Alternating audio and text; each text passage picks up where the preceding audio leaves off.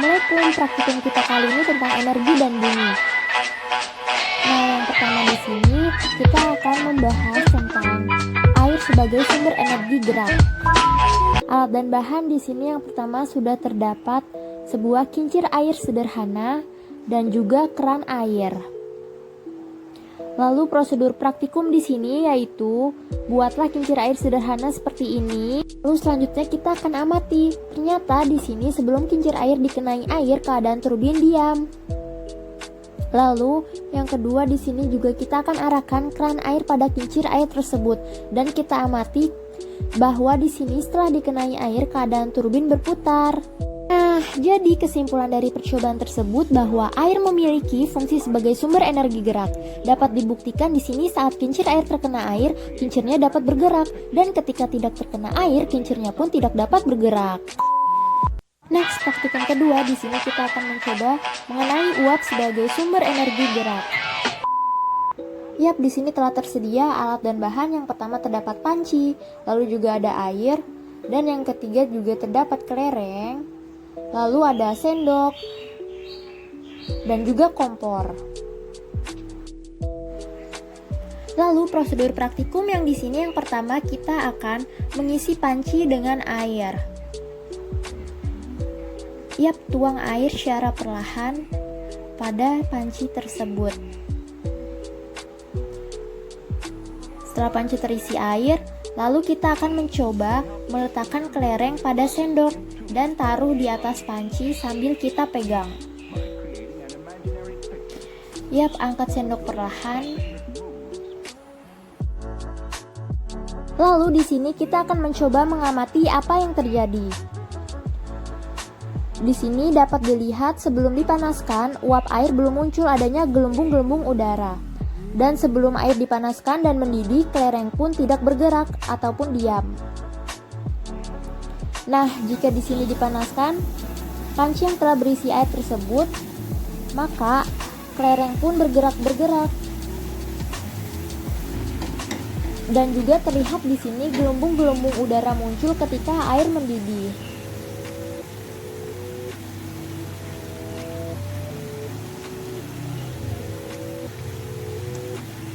Nah, jadi kesimpulan dari percobaan tersebut yaitu bahwa uap air memiliki fungsi sebagai sumber energi gerak.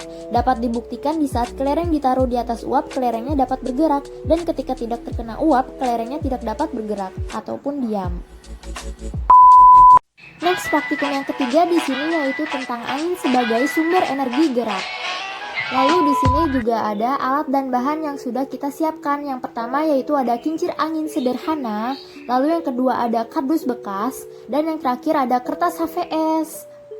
Lalu prosedur praktikum di sini yaitu yang pertama, peganglah selembar kertas tersebut. Lalu pada saat tidak ada angin di sini terlihat keadaan kertas diam. Dan kemudian kita kipaskan kertas tersebut menggunakan kardus, lalu kita akan amati. Dan di sini pada saat ada angin, keadaan kertas terlihat bergerak. Selanjutnya di sini kita akan memegang kincir, lalu kita akan meniup kincir tersebut menggunakan kertas yang telah digulung. Dan ketika ada angin di sini, keadaan kincir anginnya pun bergerak. Nah, jadi kesimpulan dari percobaan tersebut dapat disimpulkan bahwa angin memiliki fungsi sebagai sumber energi gerak dan dapat dibuktikan di sini saat kincir angin terkena angin, kincirnya pun dapat bergerak. Nah, selanjutnya di sini kita akan mempelajari materi mengenai tentang gelombang bunyi. Di sini kita akan mencoba mempraktikkan bagaimana bunyi dapat merambat melalui zat padat, cair, dan juga gas. Alat dan bahan pertama di sini terdapat selang.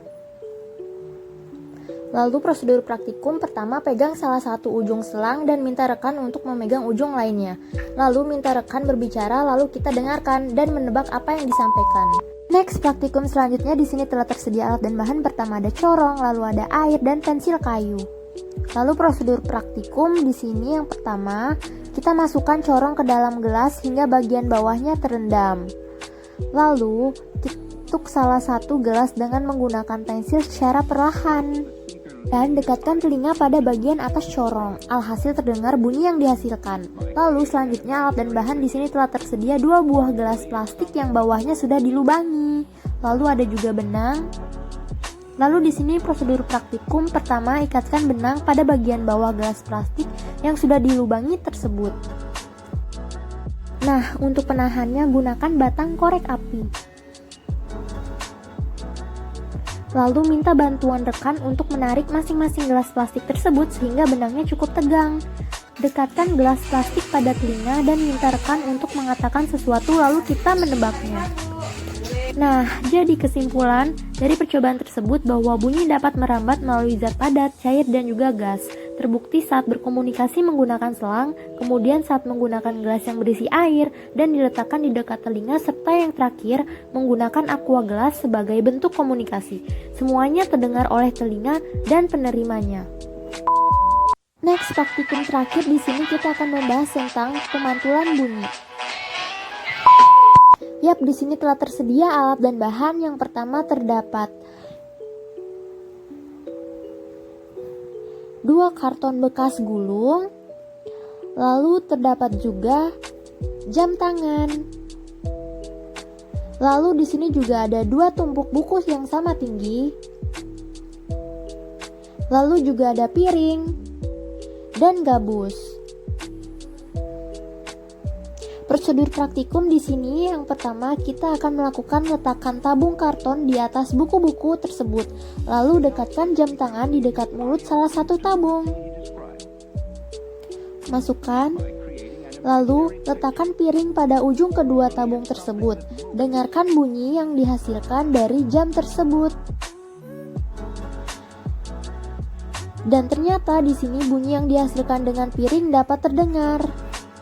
Next, kemudian kita ganti piring tersebut dengan gabus. Dan di sini kita akan mendengarkan bunyi yang dihasilkan dari jam tersebut. Ternyata bunyi yang dihasilkan dengan gabus tersebut dapat terdengar. Nah, jadi kesimpulan dari praktikum tersebut yaitu bahwa bunyi dapat terdengar dari proses pemantulan dan tingkat partikel kerapatan benda. Semakin rapat maka bunyi yang dipantulkan semakin jelas, sedangkan semakin renggang bunyi yang dipantulkan semakin berkurang. Setelah melakukan 3 percobaan tersebut, bunyi yang dihasilkan terdengar jelas, tetapi terdapat perbedaan pada penggunaan gabus.